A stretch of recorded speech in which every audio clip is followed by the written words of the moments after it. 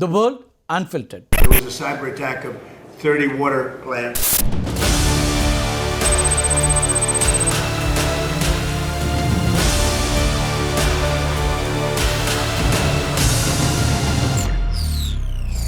அமெரிக்காவோட 7 மாநிலங்களில் இருக்கக்கூடிய குடிநீர் மற்றும் கழிவுநீர் சுத்திகரிப்பு அமைப்புகள் மேலே சைபர் தாக்குதல் நடத்தப்பட்டதை தொடர்ந்து ஈரானை குற்றம் சாட்ட தொடங்கி இருக்கிறது அமெரிக்கா. அமெரிக்காவில் இருக்கக்கூடிய 1.5 லட்சத்திற்கும் மேற்பட்ட குடிநீர் அமைப்புகளும் 16,000க்கும் மேற்பட்ட கழிவுநீர் சுத்திகரிப்பு நிலையங்களும் அன்றாட செயல்பாடுகளுக்கு டிஜிட்டல் தொழில்நுட்பங்களை சார்ந்து தான் செயல்படுகின்றன. அமெரிக்காவுடைய நீர் சுத்திகரிப்பு நிலையங்களில் ப்ரோக்ராமபிள் லாஜிக் கண்ட்ரோலர்ஸ், அதே போல் supervisory control and data acquisition அப்படிங்கிற கணினி அமைப்புகள் தான் பயன்படுத்தப்படுது. இந்த அமைப்புகள் நீரோட அழுத்தம், தொட்டிகளுடைய நீர் மட்டம், அது மட்டும் இல்லாமல் கெமிக்கல் டோசிங், இதை எல்லாத்தையும் தானாக கண்காணித்து கட்டுப்படுத்தக்கூடிய சூழலில் இருக்குது. நகராட்சி ஊழியர்கள் சுத்திகரிப்பு நிலையத்திற்கு நேரில் போகாமல் மடிக்கணினி வழியாக இந்த அமைப்புகளை இயக்கிறதுக்கும் கண்காணிக்கவும் வசதிகள் செய்யப்பட்டிருக்கின்றன. நீண்ட தூர குழாய் இணைப்புகள், அதேபோல் பல சதுர மைல் பரப்பளவை கொண்ட குடிநீர் விநியோக அமைப்புகளை ஒரே இடத்துல இருந்து ரியல் டைமில் கண்காணிக்கிறதுக்கு இணைய இணைப்புங்கிறது பயன்படுத்தப்படுது. இந்த நிலையில் தான் ஜூலை மாத இறுதியில் அமெரிக்காவுடைய மினசோட்டா மாநிலத்தில் 30 நகராட்சி நீர் அமைப்புகள் ஒருங்கிணைக்கப்பட்ட சைபர் தாக்குதலுக்கு உள்ளாகி இருக்கின்றன. அமெரிக்க புலனாய்வு அமைப்பான FBI 7 அமெரிக்க மாநிலங்களில் இருக்கக்கூடிய நீர் மற்றும் கழிவுநீர் சுத்திகரிப்பு அமைப்புகளில் ஊடுருவல்கள் நிகழ்ந்ததா எச்சரிக்கை விடுத்திருந்துச்சு.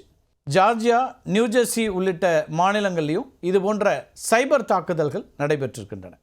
ஹேக்கர்கள் நீர் சுத்திகரிப்பு நிலையங்களில் இருக்கக்கூடிய ப்ரோக்ராமபிள் லாஜிக் கண்ட்ரோலர்ஸ் அமைப்புகளை குறிவச்சு சைபர் அட்டாக்கை நடத்தியிருக்கிறாங்க.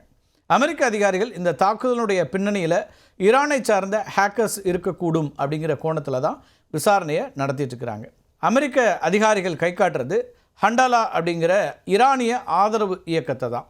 இந்த இயக்கம் ஈரானுடைய புலனாய்வு அமைச்சகத்தோட தொடர்புடையதாக கருதப்படக்கூடிய ஒரு சர்வதேச ஹேக்கர் அமைப்பு. இந்த ஹண்டலா அப்படிங்கிறது பாலஸ்தீனத்தினுடைய புகழ்பெற்ற கார்ட்டூனிஸ்ட் நஜி அல் ஹலி அப்படிங்கிற ஒருத்தர் உருவாக்கிய கார்ட்டூன் கதாபாத்திரத்தினுடைய பெயர் தான் அது.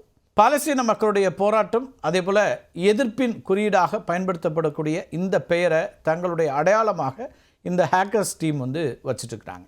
2023 அக்டோபர் 7 பிறகு, அந்த சம்பவங்களுக்கு பிறகு, அதாவது இஸ்ரேல் மேலே ஹமாஸ் தாக்குதல் நடத்தியதற்கு பிறகு இந்த அமைப்பு இணையத்தில் தீவிரமாக செயல்பட தொடங்குச்சு.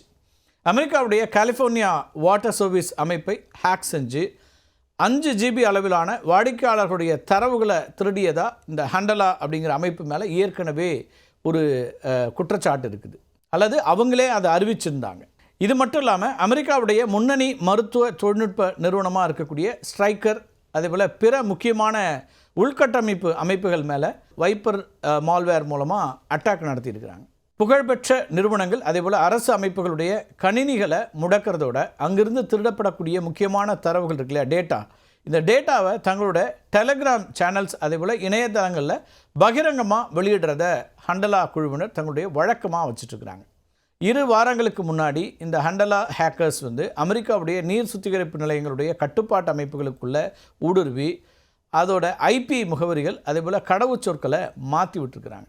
இதனால் சுத்திகரிப்பு நிலையங்களுடைய இந்த கம்ப்யூட்டர் ஸ்க்ரீன்ஸ் இருக்கு இல்லையா, அதில் நிகழ்நேர தகவல்களை காணக்கூடிய வசதியும் தானியங்கி முறையில் இயங்கக்கூடிய திறனும் முடங்கி போச்சு. மினசோட்டாவுடைய பெஹாம் அப்படிங்கிற நகரத்தில் கிணறுகள் மற்றும் நீர் சுத்திகரிப்பு நிலையங்களை இயக்கக்கூடிய கம்ப்யூட்டர்ஸ் முடக்கப்பட்டதுனால சுத்திகரிப்பு பணிகள் தற்காலிகமாக நிறுத்தப்பட்டன. கழிவுநீர் சுத்திகரிப்பு நிலையங்களுடைய பம்ப்ஸ் இருக்கு இல்லையா, அது தவறாக இயக்கப்பட்டு வெள்ளப்பெருக்கும் ஏற்பட்டுச்சு.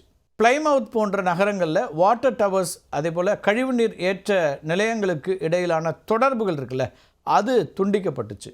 சுத்திகரிப்பு நிலையங்கள் முடங்கியதுனால சில நகரங்கள் வாட்டர் டவர்ஸில் ஏற்கனவே சேமித்து வச்சிருந்த தண்ணீரை மட்டுமே பயன்படுத்த வேண்டிய ஒரு நிலைக்கு தள்ளப்பட்டாங்க. இந்த பிரஹாம் நகரில் குடிநீர் இருப்பு குறைய தொடங்கியதுனால பொதுமக்கள் நீர் பயன்பாட்டை குறைத்து கொள்ள வேண்டும் அப்படின்னு உள்ளூர் நிர்வாகம் உத்தரவிட வேண்டிய ஒரு நிலைமை ஏற்பட்டுச்சு.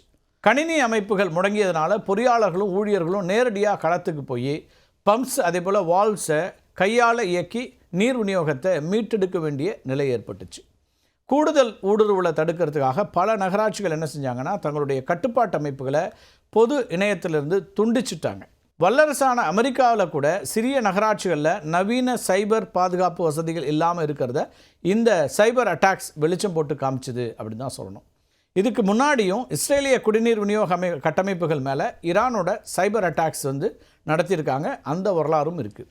இதில் உலகளாவிய கவனத்தை ஈர்த்தது அப்படின்னா 2020ஆம் ஆண்டில் ஏப்ரல் மாதம் நடந்த சைபர் அட்டாக் தான். ஈரானிய அரசனுடைய ஆதரவு பெற்ற ஹேக்கர்ஸ் இருக்காங்க இல்லையா, இவங்க இஸ்ரேலோட குடிநீர் மற்றும் கழிவுநீர் சுத்திகரிப்பு நிலையங்களுடைய கட்டுப்பாட்டு அமைப்புகளுக்குள்ளே ஊடுருவுறாங்க. குடிநீரில் சேர்க்கப்படக்கூடிய குளோரின் அதே போல் பிற ரசாயனங்களுடைய அளவை அதிகரிக்க முயற்சி பண்ணாங்க. விவசாயத்திற்கான நீர் விநியோக பம்புகளை முடக்கி அமைப்புகளில் பிழைகளை உருவாக்குறதுக்கு முயற்சி பண்ணாங்க. இஸ்ரேலோட நேஷனல் சைபர் டைரக்டரேட் இந்த ஊடுருவலை ஆரம்பத்திலேயே கண்டறிஞ்சு முறியடிச்சதுனால குடிநீரில் ரசாயன கலக்கிறதுங்கிறது தடுக்கப்பட்டுச்சு. இது 2020. இந்த சைபர் அட்டாக்குக்கு இஸ்ரேல் கடுமையான பதிலடியை கொடுத்துச்சு. ஈரானோட மிக முக்கியமான ஷாஹித் துறைமுகத்தினுடைய கணினி அமைப்புகள் மேலே இஸ்ரேல் சைபர் அட்டாக் நடத்துச்சு. இதனால் துறைமுகத்தினுடைய கப்பல் போக்குவரத்து, கண்டெய்னர்ஸ் கண்காணிப்பு, அது மட்டும் இல்லாமல் டிஜிட்டல் அமைப்புகள்லாம் முடக்கப்பட்டுச்சு. இதன் விளைவாக துறைமுகத்தை சுற்றி பல நாட்களுக்கு கடல் மற்றும் சாலை வழிகளில் பெரும் போக்குவரத்து நெரிசல் ஏற்பட்டு ஈரானிய பொருளாதாரத்திலேயே பல $1 மில்லியன் இழப்பு ஏற்பட்டுச்சு. இந்த 2020 சம்பவத்துக்கு பிறகும் ஈரானோட சார்பு ஹேக்கர் குழுக்கள் இருக்காங்க இல்லையா, அவங்க இஸ்ரேலிய நீர் உட்கட்டமைப்பை தொடர்ந்து இலக்கு வச்சு தாக்கிட்டே இருக்காங்க. 2021ஆம் ஆண்டு அக்டோபர் மாதம் இஸ்ரேலோட விவசாய பகுதிகள் மற்றும் உள்ளூர் நீர் விநியோக நெட்வொர்க்குகளுடைய PLC கருவிகளை இலக்கு வச்சு தாக்குதல் நடத்தப்பட்டுச்சு. ஹமாஸ் இஸ்ரேல் மோதல் தீவிரமடைந்த பிறகு இஸ்ரேலிய நீர் சுத்திகரிப்பு நிலையங்கள், கழிவு நீர் முனையங்கள், அது மட்டும் இல்லாமல் விவசாய நீர் பம்புகளில் பயன்படுத்தப்படக்கூடிய கருவிகளை இந்த ஹேக்கர்ஸ் முடக்கிறதுக்கு முயற்சி பண்ணாங்க. டிஜிட்டல் வார்லையும் சைபர் ஊடுருவல்களையும் இஸ்ரேலிய நீர் உட்கட்டமைப்பு மீது ஈரான் நடத்திய தாக்குதல் ஒரு வரலாற்று திருப்பு முனையாக கருதப்பட்டுச்சு. அதுக்கு முன்னாடி வரைக்கும் சைபர் அட்டாக்ஸ் அப்படிங்கிறது வங்கி கணக்குகளில் பணத்தை திருடுறது, ரகசியங்களை திருடுறது, இணையதளங்களை முடக்கிறது, இராணுவ கட்டமைப்புகளில் ஊடுருவது அப்படிங்கிற அளவில் தான் பார்க்கப்பட்டுச்சு. ஆனால் டிஜிட்டல் தாக்குதலால் மனிதனுடைய அடிப்படை தேவைகளை சீர்குலைக்க முடியும் அப்படிங்கிறத இந்த சம்பவம் தான் உலகத்திற்கு முதல்ல வெளிச்சம் போட்டு காமிச்சுது. இதை கொஞ்சம் விரிவாக பார்த்தோம்னா அதில் இருக்கக்கூடிய ஆபத்து நமக்கு புரியும். குடிநீர் சுத்திகரிப்பு நிலையங்களில் பாக்டீரியாக்களை அழிக்கக்கூடிய குளோரின் போன்ற ரசாயனங்கள் குறிப்பிட்ட அளவில் சேர்க்கப்படுறது இயல்பு. இப்போ ஈரானிய ஹேக்கர்ஸ் இருக்காங்களா, இவங்க நீர் சுத்திகரிப்பு நிலையங்களுடைய கட்டுப்பாட்டு அமைப்புகளை கைப்பற்றி தண்ணீரில் சேர்க்கப்படக்கூடிய இந்த குளோரினோட அளவை உயர்த்துறதுக்கு முயற்சி பண்ணியிருக்கிறாங்க. இப்போ அந்த தண்ணீரில் குளோரின் அளவு அதிகமாச்சு அப்படின்னா அது குடிநீரை விஷமாக மாற்றி லட்சக்கணக்கான மக்களுக்கு கடுமையான வயிற்றுப்போக்கு, உள் உறுப்புகள் சேதம், உயிரிழப்புகளை கூட ஏற்படுத்தியிருக்கக்கூடும் அப்படின்னு அச்சம் தெரிவிக்கப்படுது. இப்போ டிஜிட்டல் கீபோர்ட் மூலமாகவே ஒரு பெரிய நகரத்தோட குடிநீரை நச்சாக மாற்ற முடியும் அப்படிங்கிறத இது நிரூபிச்சிருக்கு.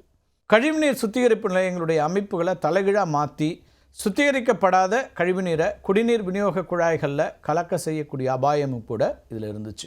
2023ஆம் ஆண்டுக்கு பிறகு இஸ்ரேல் மற்றும் ஈரான் இடையிலான நிழல் போர் அப்படிங்கிறது நேரடி இராணுவ மோதலாக உருவெடுத்த போது டிஜிட்டல் நிதி அமைப்புகள் முக்கிய போர்க்களமாக மாறுச்சு. ஈரானோட சர்வதேச வர்த்தகத்துக்கும் உள்நாட்டு நிதி பரிவர்த்தனைகளுக்கும் பயன்படுத்தக்கூடிய செஃபா அப்படிங்கிற வங்கி, அதே போல் நோபிடெக்ஸ் அப்படின்னு ஒரு கிரிப்டோ கரன்சி தளம், இது மேலே இஸ்ரேல் நடத்திய சைபர் தாக்குதல்கள் ஈரானிய நிதித்துறையை உழுக்குச்சு அப்படின்னு தான் சொல்லணும். இந்த செஃபா வங்கி இருக்கு இல்லையா, இது ஈரானோட பழமையான வங்கி மட்டும் இல்லை, அது ஈரானிய ஆயுத படைகளோட அந்த நாட்டோட புரட்சிகர காவல் படையினுடையும் தொடர்புடைய முதன்மையான ஒரு அரசு வங்கி. இஸ்ரேல் ஆதரவு சைபர் தாக்குதல் குழுவான பிரெடேட்டரி ஸ்பேரோ அப்படிங்கிற அந்த குழு செஃபா வங்கியோட கோர் பேங்கிங் டேட்டா சென்டர்ஸில் ஊடுருவுச்சு. ஹேக்கர்ஸ் வெறுமனே வங்கியினுடைய இணையதளத்தை மட்டும் முடக்காமல் வங்கியினுடைய சேவைகள் இருக்கு இல்லையா, அந்த சேவையகங்களில் இருக்கக்கூடிய வாடிக்கையாளர்களுடைய கணக்கு விவரங்கள், கடன் பதிவுகள், பரிவர்த்தனை தரவுகள் அப்படின்னு இது எல்லாத்தையும் அழிக்கக்கூடிய வைப்பர் மால்வேர் வகை தீம் அந்த பொருளை பயன்படுத்துகிறாங்க. வைப்பர் மால்வேர் மூலமாக அழிக்கப்பட்ட தரவுகள் இருக்குல்ல, டேட்டா, அதை ரெட்ரீவ் செய்யவே முடியாது. ஈரான் முழுக்க இருக்கக்கூடிய செஃபா வங்கியினுடைய கிளைகள், அதேபோல் ATM சேவை மையங்கள் பல நாட்களுக்கு செயலிழந்தன. இராணுவ பணியாளர்களுடைய சம்பள விநியோகம், அதேபோல் அரசாங்க பரிவர்த்தனைகள்லாம் ஸ்தம்பிச்சு போச்சு. அப்போ சர்வதேச பொருளாதார தடைகளை எதிர்கொள்கிறதுக்கு ஈரான் கிரிப்டோ கரன்சிகளை மாற்று கரன்சியாக பயன்படுத்திகிட்டு இருக்காங்க. இதில் நோபிடெக்ஸ் அப்படிங்கிறது ஈரானுடைய 80% அதிகமான கிரிப்டோ வர்த்தகத்தை கையாளக்கூடிய மிகப்பெரிய டிஜிட்டல் தளம். இஸ்ரேலோட உளவுத்துறையோட தொடர்பில் இருக்கக்கூடிய ஹேக்கர்ஸ் என்ன பண்ணுறாங்கன்னா, இந்த நோபிடெக்ஸோட ஹாட் வேலட்ஸ் அதே போல் தரவு தளங்களை கைப்பற்றுறாங்க. இது மூலமாக எதிரி நாட்டினுடைய நிதி அமைப்பின் இந்த டேட்டாவை அழிக்கிறது நாட்டோட பொருளாதாரத்தை வெகுவாக பின்னுக்கு தள்ளும் அப்படிங்கிறத இஸ்ரேல் நிரூபிச்சுது. ஸ்விஃப்ட் போன்ற பன்னாட்டு வங்கி அமைப்புகளிலிருந்து ஈரான் விலக்கி வைக்கப்பட்டிருக்கக்கூடிய நிலையில் கிரிப்டோ கரன்சி வர்த்தகத்தையும் இராணுவ வங்கியையும் முடக்கியதன் மூலமாக ஈரானுடைய அனைத்து நிதி வழித்தடங்களையும் இஸ்ரேல் அடைக்க முயற்சி பண்ணாங்க. போரோட வடிவம் துப்பாக்கிகள்லேருந்து கணினி விசைப்பலகைகளுக்கு மாறி இருக்கலாம். ஆனால் அதனுடைய வலியையும் சுமைகளையும் தாங்கும் முதன்மை இலக்காக இன்றைக்கும் சாமானிய மக்கள் தான் இருக்கிறார்கள். யானைகள் போரிட்டாலும் புற்கள் தான் மிதிபடுகின்றன அப்படிங்கிற பழமொழிக்கு ஏற்ப போர்க்களத்தினுடைய ஆயுதம் துப்பாக்கி ரவையா அல்லது கணினியா அப்படிங்கிறதுல மட்டும்தான் மாற்றம் ஏற்பட்டிருக்கிறது. ஆனால் பாதிப்பு என்றைக்குமே சாமானிய மக்களுக்குத்தான் அப்படிங்கிறது மட்டும் மாறவே மாறாது. மீண்டும் ஒரு காணொலியில் சந்திக்கலாம் நண்பர்களே. நன்றி, வணக்கம்.